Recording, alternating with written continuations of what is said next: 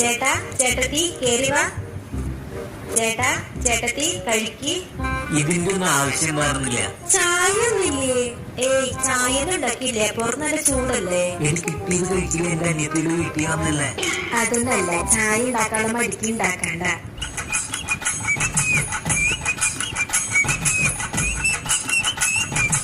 ചേട്ടാ ചേട്ടത്തി ഭക്ഷണം എങ്ങനെ ഉണ്ടായിരുന്നു?